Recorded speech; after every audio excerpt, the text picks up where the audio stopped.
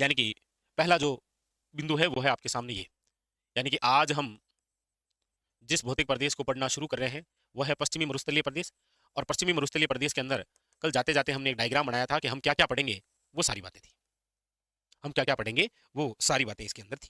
ठीक है, तो चलिए फिर शुरू करते हैं और चर्चा करते हैं मरुस्थल के बारे में।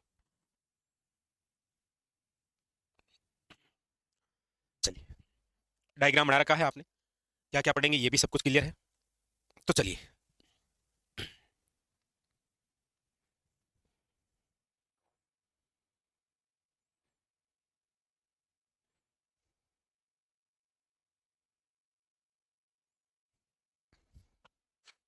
चलिए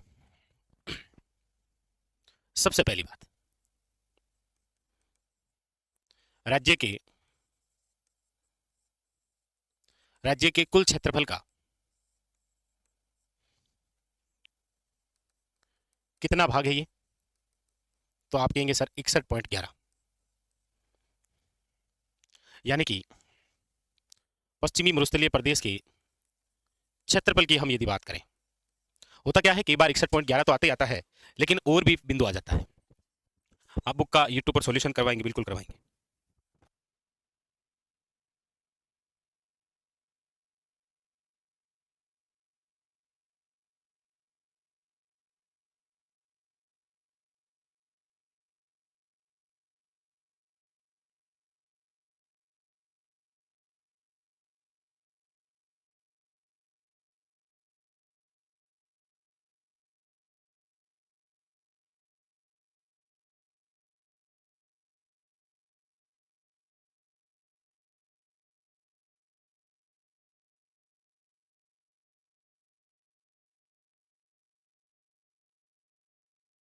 ठीक है,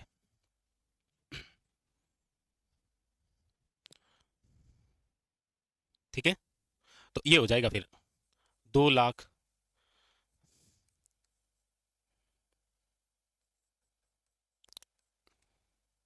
वर्ग किलोमीटर। लेकिन एक बार जब ये पूछा गया था तो ये आंकड़ा था आपके लगभग 2 13 368 के लगभग, यानी ऑप्शन में ये ना आकर ये कुछ ऑप्शन में था। ठीक है, इस प्रकार से हुआ करता था। बाकी आप राजस्थान के कुल क्षेत्रफल का 61.11 निकालेंगे तो आपके सामने आंकड़ा यही आने वाला है। ठीक है, चलिए अगली बात है आपके सामने, याद रखिएगा, राज्य के राज्य के कुल क्षेत्रफल का 2 तिहाई भाग, ये भी तो आता है कि राजस्थान के कुल क्षेत्रफल का कितना भाग पश्चिमी मरुस्थलीय क्षेत्रफल है, तो याद रखिएगा 2 तिहाई।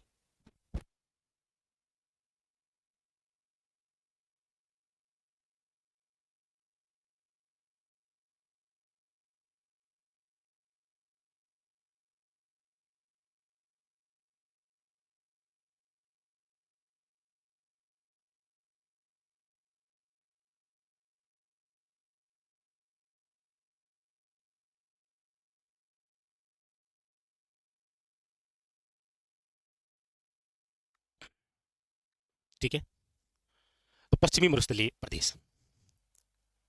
अब इसमें कुछ और भी विशेष बातें जो है वो हम ऐड कर देते हैं, नोट करके लिखिएगा।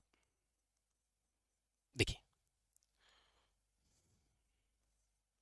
देश की देश के कुल मरुस्थल का कितना भाग राजस्थान में है, देश के कुल मरुस्थल का कितना भाग राजस्थान में है, तो याद रखिएगा 62%। देश के अंदर जो कुल मरुस्थल है ना, उसका कितना भाग राजस्थान में है, तो याद रखिएगा 62%। कितना है, याद रखिएगा 62%। इसलिए तो पूछा जाता है कि राजस्थान में थार रेगिस्तान का क्षेत्रफल कितना है।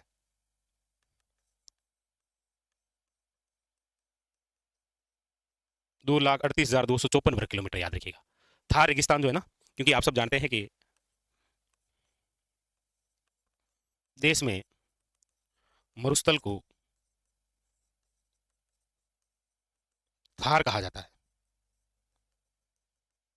देश भर में मरुस्थल को क्या कहा जाता है? थार कहा जाता है। उतारिएगा।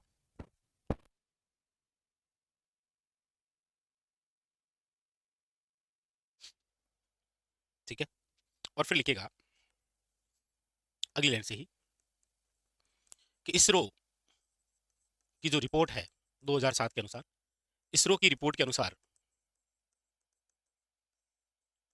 राजस्थान में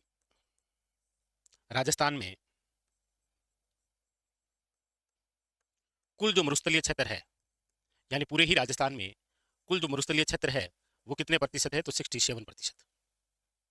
अगली बात लिखिएगा, अरावली के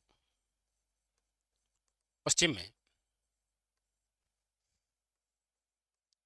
कुल मरुस्थलीय क्षेत्र कितने प्रतिशत है? तो 58%। ये सारे आंकड़े मैं आपको आपका वापस समझाऊंगा, आप देखिएगा। ठीक है, एक बार लिखिए, सारी सारी जो बातें हैं मैं वापस समझाता हूं आपको। ठीक है,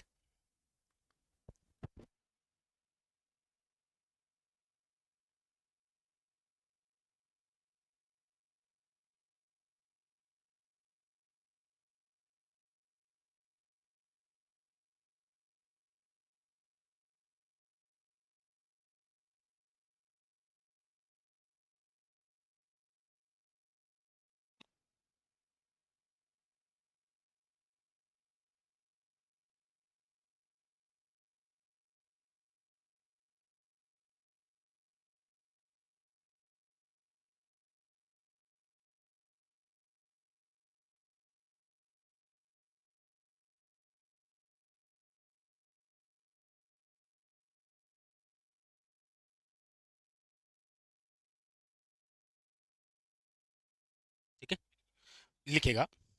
चलिए, तो देखो, अच्छा यहां पर आप थोड़ा सा ना, ये जो भाग रह गया, ये 213 688 ना, 213 688 करना भाई, यहाँ पर ये थोड़ा सा करेक्शन करना वापस, है ना। अब मैं आपको ये सारी बातें वापस समझाता हूँ। देखिए कि आपने जो लिखा है वो क्या क्या लिखा है, सारी सारी जो बातें हैं मैं आपको वापस समझाता हूँ कि क्या क्या लिखा है हमने।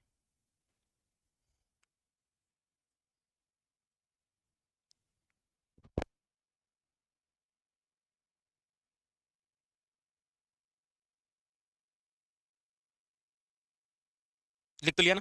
अब देखो, ये 58% का आंकड़ा क्या है, ये 67% का आंकड़ा क्या है, ये 62% का आंकड़ा क्या है, ये आंकड़ा क्या है, ये 2 तिहाई क्या है, ये 61.11 क्या है, और ये सारे आंकड़े मैं आपको बताने वाला हूँ। देखो, हम चर्चा ये कर रहे हैं कि ये जो राजस्थान है, इस राजस्थान के अंदर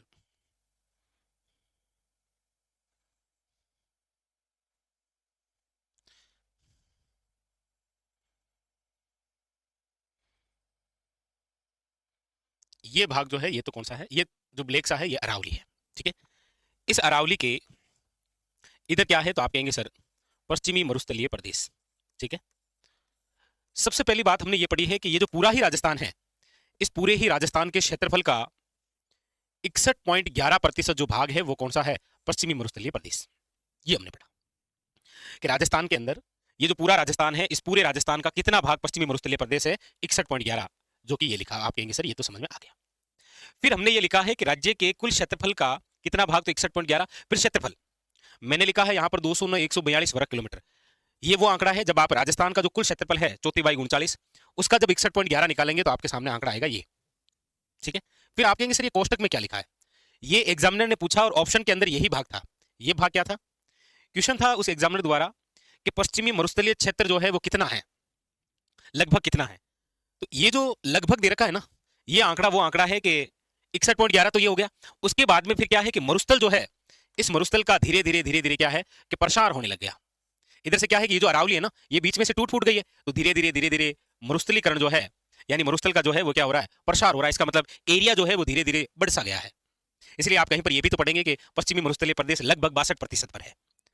तो अभी जो एग्जिट डाटा है 61.11 है, लगभग में 62 मान लेंगे आप। इसीलिए वो जो भाग है ये थोड़ा सा बड़ा हुआ भाग हमने यहाँ लिखा है, ठीक है। उसके बाद में लिखा है कि राज्य के कुल क्षेत्रफल का 2/3 भाग, तो ये तो आपको पता चली गया कि ये राजस्थान 100% है और इसका लगभग 62% केवल इतना ही है, मतलब 2/3 भाग पर तो क्या है, राजस्थान में मरुस्थल है। क्लियर हुई बात ये। अगली बात है ये 62% वाला मामला क्या है, तो हमने ये कहा कि जैसे ये राजस्थान है, यहाँ मरुस्थल है, यहाँ पंजाब यहाँ मरुस्थल है, हरियाणा यहाँ मरुस्थल है, यहाँ पर गुजरात है यहाँ मरुस्थल है, यानी पंजाब हरियाणा राजस्थान और गुजरात, ये जो 4 राज्य हैं, इसके अंदर जो टोटल मरुस्थल है, ये देश में जो टोटल मरुस्थल है, इस टोटल मरुस्थल का 62% जो भाग है वो कहां पर है, राजस्थान में। भाई पंजाब में, हरियाणा में और गुजरात में इतना मरुस्थल नहीं है जितना राजस्थान में है, और राजस्थान में इन सभी मरुस्थल का कितना प्रतिशत है, यानी देश के कुल मरुस्थल का 62% जो है वो राजस्थान में है। ये बात क्लियर हो गई। यहां पर हमने लिखा है कि राजस्थान में थार रेगिस्तान का क्षेत्रफल, यानी कि पूरा ही जो रेगिस्तान है देश के अंदर, पूरा जो रेगिस्तान है, उस रेगिस्तान का कुल कितना क्षेत्रफल है, तो 62% कितना, 2,38,254 वर्ग किलोमीटर। तो थार रेगिस्तान का क्षेत्रफल पूछा जा रहा है तो ये हो जाएगा, बाकी राजस्थान के संदर्भ में पूछा जा रहा है तो ये हो जाएगा। फिर हमने यहां पर लिखा कि देश में मरुस्थल को थार कहते हैं, आप सब जानते हैं। फिर एक इसरो की रिपोर्ट आई थी, और इसरो की रिपोर्ट के अंदर यह बताया गया था कि राजस्थान का जो पूरा एरिया है, इस पूरे एरिया का 67% जो है वो क्या है, मरुस्थलीकरण है। ये तो इसरो की रिपोर्ट अपनी देती है। और अरावली जो है, ये जो अरावली है, इस अरावली का इधर जो पश्चिमी भाग है, इधर 58% भाग पर क्या है, मरुस्थल है। कुछ भाग जो है वो अरावली खंडित है तो इधर आ गया है, तो ये अरावली के पश्चिम भाग में 58% मरुस्थल है, ठीक है। तो आप कहेंगे सर राजस्थान के कुल क्षेत्रफल का तो 61.11 हो गया, देश के कुल मरुस्थल का 62% हो गया, इसरो की रिपोर्ट के अनुसार 67% हो गया, अरावली के पश्चिम में 58% हो गया। बताइए ये जो सारी सारी बातें हमने लिखी ये सारी क्लियर हुई अब, ठीक है। चलिए आगे, अब हम नेक्स्ट अगली बात करते हैं कि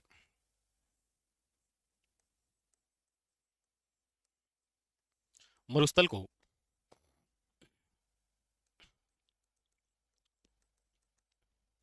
राजस्थानी साहित्य में क्या कहते हैं, तो याद रखिएगा मरु कहते हैं, मरु। क्या कहते हैं, मरु कहते हैं, याद रखिएगा क्या कहते हैं, मरु, ठीक है। उसके बाद में फिर अगली बात, अगली जो बात है वो ये है हमारे सामने, ठीक है। अब देखो, अब आ जाता है आपके सामने कि आपने यदि नाम सुना है तो एक तो सुना होगा महान मरुस्थल क्या है, और एक शब्द आपने सुना होगा लघु मरुस्थल क्या है। महान मरुस्थल और लघु मरुस्थल क्या है, ये क्या मामला है, ये दो क्या बिंदु होते हैं।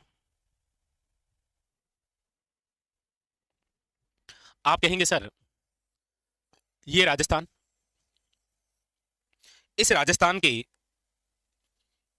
यहां पर कौन सा गंगानगर, यहां पर कौन सा बीकानेर, यहां पर कौन सा फलोदी, यहां पर कौन सा जैसलमेर, यहां पर कौन सा बाड़मेर, यानी कि हमारे राजस्थान के अंदर ये जो मरुस्थल विस्तृत है गंगानगर से लेकर बीकानेर, फलोदी, जैसलमेर और बाड़मेर, जो पाकिस्तान के साथ लगा हुआ है, इसे कहा गया है महान मरुस्थल। यानी कि गंगानगर से लेकर बाड़मेर तक वह मरुस्थल जो पाकिस्तान के साथ सीमावर्ती है, उसे कहा गया है महान मरुस्थल। समझ गए क्या, श्री गंगानगर से बाड़मेर तक मरुस्थल का भाग जो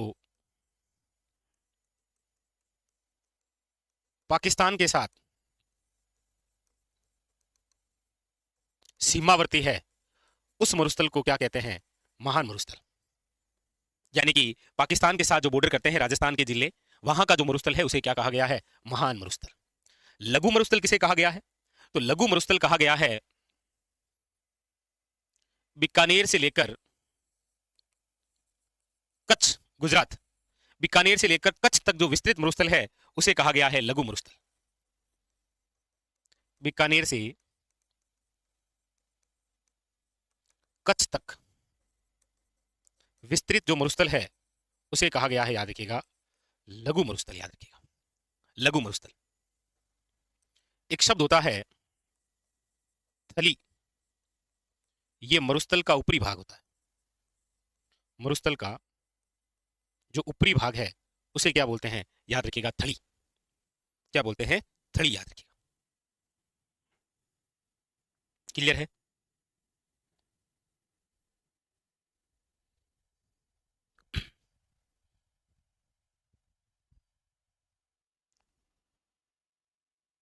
बात क्लियर हुई? ये कुछ शब्दावलियां हैं जो आपके एग्जाम के अंदर आती है।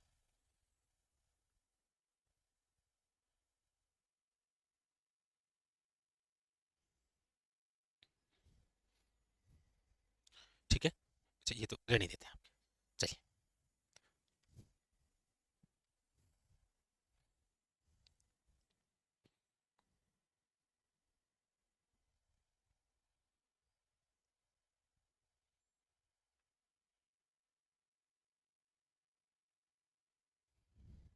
ये लिखा, आगे।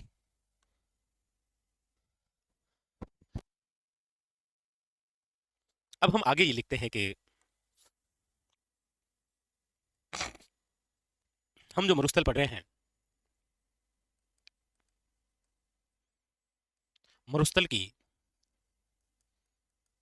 औसत ऊंचाई कितनी है? तो हम जो राजस्थान के संदर्भ में ये जो मरुस्थल पढ़ रहे हैं, इस मरुस्थल की औसत ऊंचाई कितनी है समुद्री तल से? तो आप कहेंगे सर, औसत ऊंचाई जो है वो मात्र है 150 से लेकर 300 मीटर की ऊंचाई तक मात्र मरुस्थल है। मरुस्थल की जो ऊंचाई कितनी है वो इतनी है केवल। इस मरुस्थल की ढाल जो है वो किस ओर है? मरुस्थल की ढाल यदि हम देखेंगे भाई, जैसे यहां से लेकर ये जो भाग है, ये पूरा क्या है? मरुस्थल है, ये पूरा ही मरुस्थल है। इस मरुस्थल का जो ढाल है वो किस ओर है? तो देखो, ये दिशा तो हो गई उत्तर, ये दिशा हो गई आपके पूर्वी, ये दक्षिण, और ये कौन सी हो गई? पश्चिम। अब पूछा जा रहा है कि मरुस्थल का ढाल किस ओर है। तो आप कहेंगे सर, इसका बेस्ट एग्जांपल तो आप यही समझ सकते हैं कि हमारे राजस्थान के अंदर आईजीएनपी है, आईजीएनपी जो इस प्रकार से है। आप ये समझ सकते हैं कि हमारे राजस्थान में आने वाली जो घग्गर नदी है वो भी यहाँ से आती है और इस प्रकार से यहाँ चलती है। आप ऐसे समझ सकते हैं कि सर लूणी नदी का जो उद्गम है वो यहाँ से होता है और फिर ये इस प्रकार से चलती है, मतलब इस प्रकार से चलती है। तो इस मरुस्थल का जो ढाल है वो इस ओर है, यानी कि उत्तर पूर्वी से दक्षिण पश्चिम की ओर है, इस ओर है। ऐसा ही तो है ढाल। तो मरुस्थल का जो ढाल है वो किस ओर है? तो आप कहेंगे सर, मरुस्थल का जो ढाल है वो है उत्तर पूर्वी से दक्षिण पश्चिम की ओर। ये इसका क्या है? ढाल है। आप कहेंगे सर, मरुस्थल की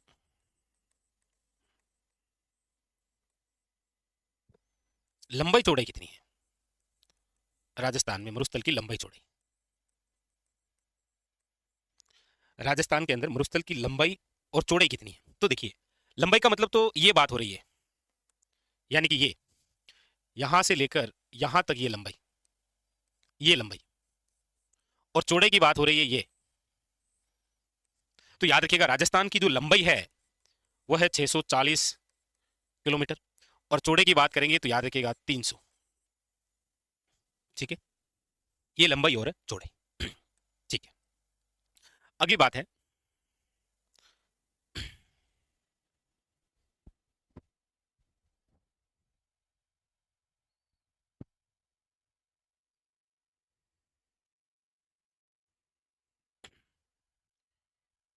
ठीक है लिख लिया, फिर लिखिएगा राजस्थान में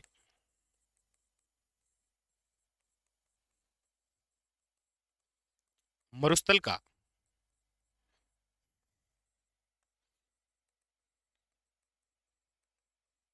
अक्षांशीय विस्तार और देशांतरी विस्तार कितना है? अब हालांकि आए तो नहीं है ये क्वेश्चन, लेकिन क्या पता पूछ ले। तो राजस्थान में अक्षांशीय विस्तार मरुस्थल का और देशांतरीय विस्तार मरुस्थल का कितना है? तो आप कहेंगे सर, यदि हम चर्चा करें राजस्थान के अंदर मरुस्थलीय विस्तार या मरुस्थलीय विस्तार में अक्षांश और देशांतर की, तो आप सब जानते हैं कि हमारे राजस्थान का तो अक्षांशीय विस्तार कितना है? तो आप कहेंगे सर 23 डिग्री 03 मिनट से लेकर 30 डिग्री और 12 मिनट। आप कहेंगे सर ऊपर में तो यहां तक मरुस्थल है, कोई दिक्कत नहीं है, लेकिन ये मरुस्थल शुरू कहां से होता है?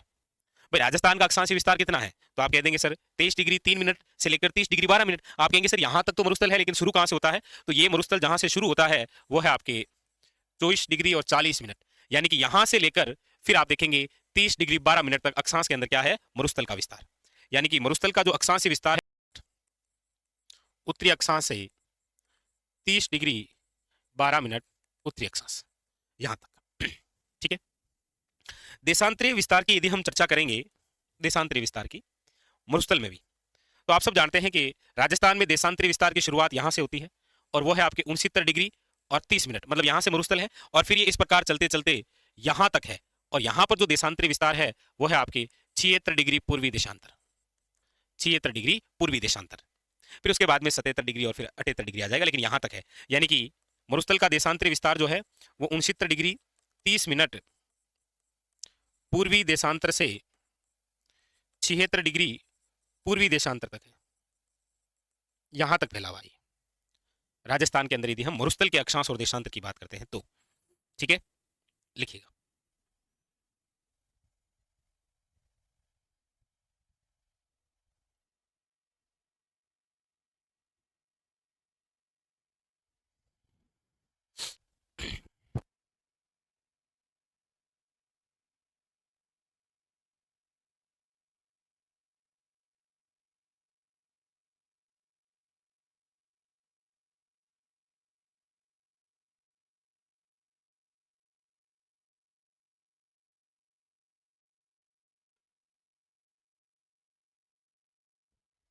चलो, तो ये बिल्कुल एग्जैक्ट है। यहाँ पर हो सकता है कहीं पर आप ऐसे 25 डिग्री उत्तरी अक्षांश से लेकर 30 डिग्री 12 मिनट उत्तरी अक्षांश पढ़ ले तो कोई बात नहीं है, क्योंकि वो लगभग मान लेता है कई बार। ठीक है, तो यहाँ पर वो कई बार ऐसे 25 डिग्री दे भी देना तो कोई कंफ्यूजन की बात नहीं है, क्योंकि वो लगभग में दे देता है, तो 25 डिग्री मान लेता है वो इसे कई बार। ठीक है, और यहाँ पर जो है वो 76 लगभग ना होकर हो सकता है कि एग्जामिनर आपको ये डाटा दे दे कि 76 डिग्री और 45 मिनट तक। ठीक है, तो एग्जामिनर कई बार इस प्रकार से कर देता है।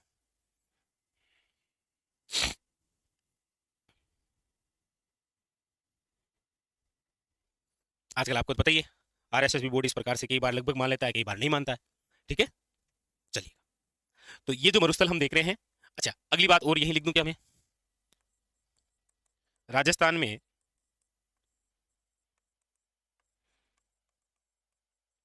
सर्वाधिक मरुस्थल किस जिले में है? तो आप कहेंगे सर नो डाउट जैसलमेर में। और न्यूनतम जो मरुस्थल है वो आपके किस जिले में है? तो याद रखिएगा झुंझुनू में, लिखिएगा सर्वाधिक और न्यूनतम।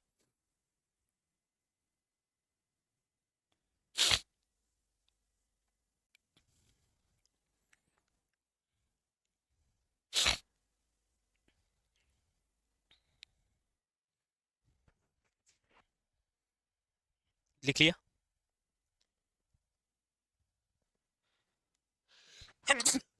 सॉरी,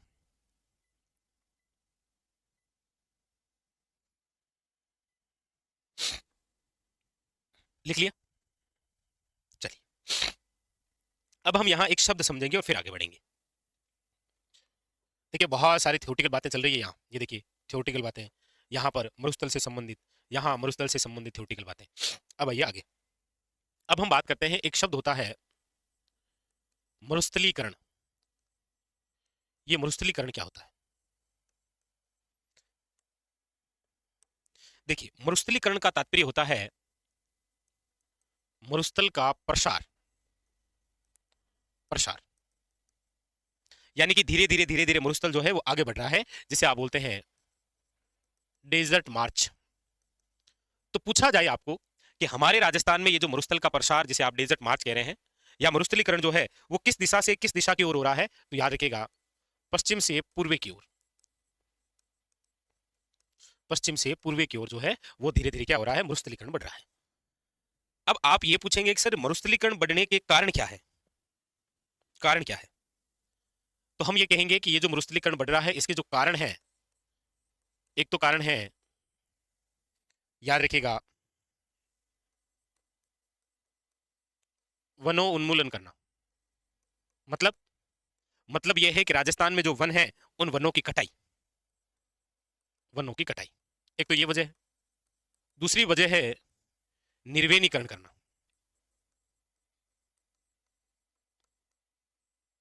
निर्वनीकरण करना, और निर्वनीकरण करने का मतलब है वनों को समाप्त करना, पूरा का पूरा एरिया ही समाप्त कर देना, वनों को समाप्त करना। आप कहेंगे सर तीसरी वजह क्या है? तीसरी है अत्यधिक पशुचारण। अत्यधिक पशुचारण से भी क्या है कि पेड़ पौधे को नुकसान है, तो फिर मरुस्थलीकरण आगे बढ़ेगा। और नंबर 4 है नगरीकरण। और नगरीकरण हो क्यों रहा है? बढ़ती जनसंख्या। ये भी एक मरुस्थलीकरण का क्या है? कारण है।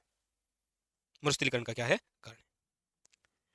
अब आप कहेंगे सर ठीक है, ये तो आपने बता दिया कि इन कारणों की वजह से ये मरुस्थलीकरण हो रहा है, लेकिन क्या रोक नहीं सकते इसे? रोकने के क्या उपाय रहेंगे इसके? अब देखो, ये पूरा एक थ्योरेटिकल चैप्टर है। रोकने का उपाय क्या रहेगा? रोकने के उपाय में रहेगा ना, एक तो आप वृक्षारोपण करिए, वृक्षारोपण करना। दूसरी, मृदा संरक्षण करेंगे तो भी हो जाएगा, मृदा संरक्षण। तीसरा, पशुचारण विकसित कर देंगे तो फिर यहां पर होगा नहीं, पशुचारण विकसित करना। यदि ये हम उपाय करेंगे तो मरुस्थलीकरण को रोका जा सकता है। तो यहां से एक पूरा थ्योरेटिकल क्वेश्चन बनता है मरुस्थलीकरण से संबंधित। आप कहेंगे सर सरकार कुछ नहीं करती, क्या सरकार करती है ना? सरकार कार्यक्रम लेकर आती है, मरु विकास कार्यक्रम। और ये जो मरु विकास कार्यक्रम है, ये है आपके 1977 टू 78। और मरु विकास जो कार्यक्रम है, इसका जो वित्त पैटर्न है वो केंद्र का कितना है? 75। और राज्य का कितना है? 25। इसी प्रकार एक और कार्यक्रम है, वो है आपके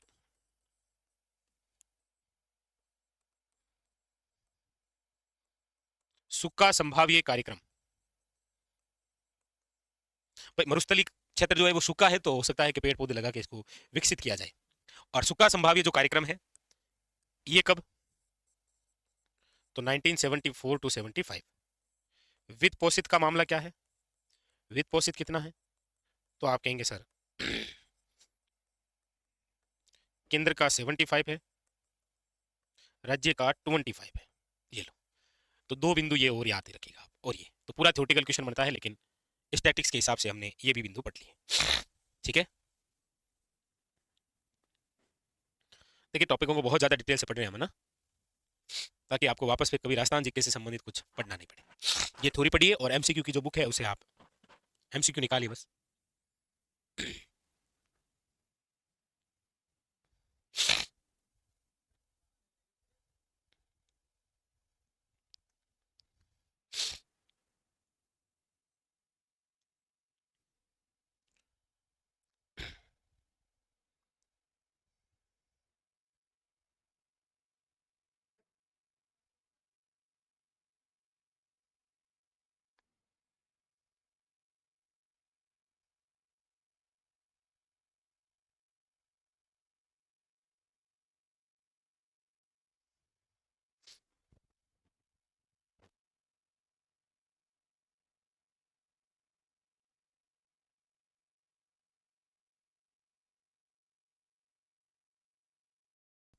चलिए आगे, अब हम बात करते हैं नेक्स्ट। हमने अभी तक ये पढ़ा है कि हमारे राजस्थान में हम जो मरुस्थल पढ़ने जा रहे हैं वो कुछ इस प्रकार से यहां तक अवस्थित है। अब पश्चिमी मरुस्थलीय प्रदेश जो है, पश्चिमी मरुस्थलीय प्रदेश,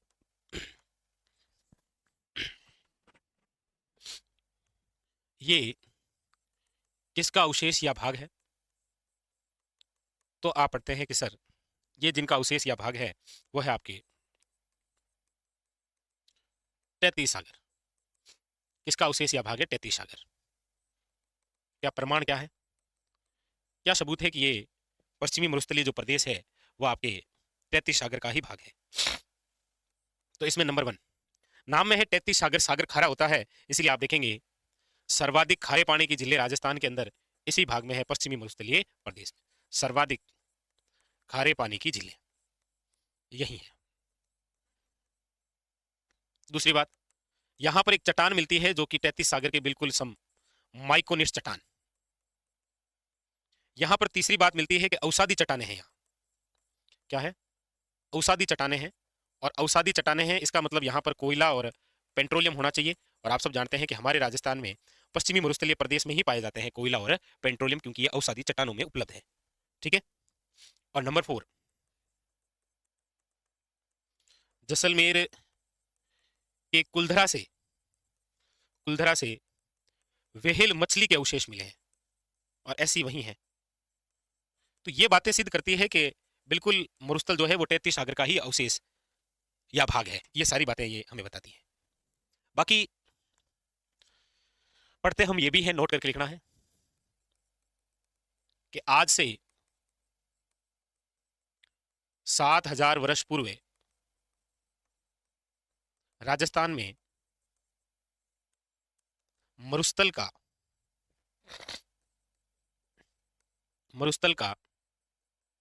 अस्तित्व नहीं था। याद रखिएगा। पढ़ते तो हम ये भी हैं। नहीं, आप रामोतार बेरोबिल, इसीलिए मैं बार बार पूछता हूँ। लिख लिया? मुझे पता है, इसीलिए तो पूछता हूँ मैं आपसे। ठीक है, तो ये आप लिखिएगा। कौन सा पार्ट नहीं लिखा आप मुझे बता दीजिएगा। ठीक है, फिलहाल ये लिखिएगा, पश्चिमी मरुस्थलीय जो प्रदेश है वो किसका अवशेष या भाग है।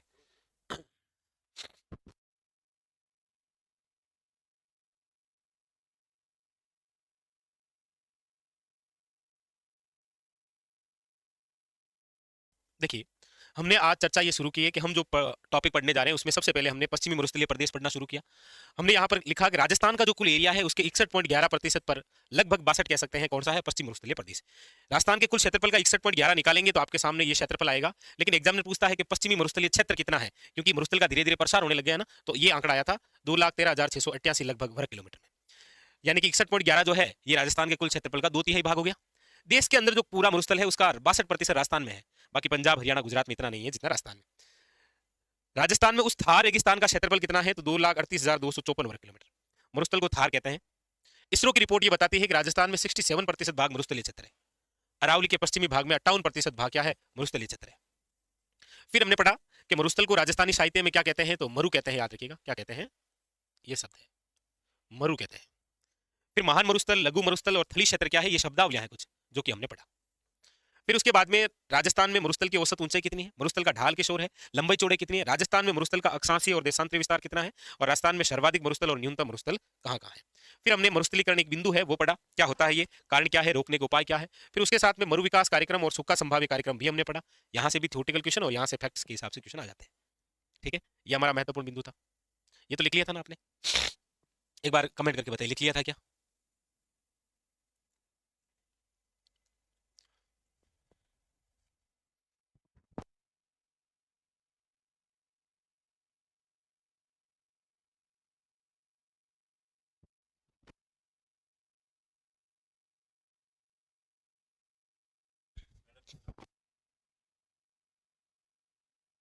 फिर अगला हमने पढ़ा कि पश्चिमी मरुस्थलीय जो प्रदेश है वो किसका अवशेष है, तो 33 सागर। आपने कहा सर सबूत क्या है, सबूत मांगता है, तो ये रहे सारे सबूत। और हमने एक बात यहाँ पर ये भी लिखी। तो ये तो मरुस्थल जो हम पढ़ने जा रहे हैं उसका एक परिचय सा हो चुका है। अब हम इस मरुस्थल का विभाजन करेंगे, और मरुस्थल का विभाजन करेंगे दो भागों में, और फिर उन दो थोड़ा सा ना मरुस्थल का विभाजन तो कर ही देते हैं, कार से लिखना है। ये जो मरुस्थल का विभाजन हो रहा है ये हो रहा है 25 सेमी औसत वर्षा के आधार पर, वर्षा के आधार पर। एक भाग तो बनेगा आपके कौन सा, सूक्ष्म, और एक भाग जो बनेगा वो क्या है, अर्ध सूक्ष्म। ठीक है, इसमें फिर आगे याद रखना ये जो सूक्ष्म है इस सूक्ष्म को दो भागों में पढ़ने वाले हैं। एक बालू का स्तूप मुक्त प्रदेश है, और एक आपके सामने बालू का स्तूप युक्त प्रदेश है। तो इसमें जो हम पढ़ने वाले हैं ना, सबसे पहले उस बिंदु को लेकर यदि हम चर्चा करेंगे तो सबसे पहले इनमें से हम जिस भाग को पढ़ेंगे कल आते ही आप सबसे पहले उस बिंदु की हेडिंग लगा लीजिए, और हेडिंग लगाइएगा आप बालू का स्तूप मुक्त प्रदेश। बालू का स्तूप मुक्त जो प्रदेश है वो पढ़ने वाले हैं। तो कल आते ही यहां से बिंदु शुरू करेंगे, बालू का स्तूप मुक्त प्रदेश, यानी कि ऐसा क्षेत्र जो बालू यानी कि रेत से मुक्त है। ये भाग कल आते ही हम यहाँ से पढ़ना शुरू करेंगे। ठीक है, तो ये डायग्राम तो वैसे बना लिया होगा पहले, यदि नहीं बनाया है तो बना लीजिएगा, क्योंकि पहले हम ये पढ़ेंगे, फिर ये पढ़ेंगे, फिर ये पढ़ेंगे। ये इस प्रकार से क्रम में चलेगा। ठीक है, तो यहां कल आते ही इस बिंदु से शुरू करेंगे। ठीक है, चलिए फिलहाल तो आज के लिए इतना ही।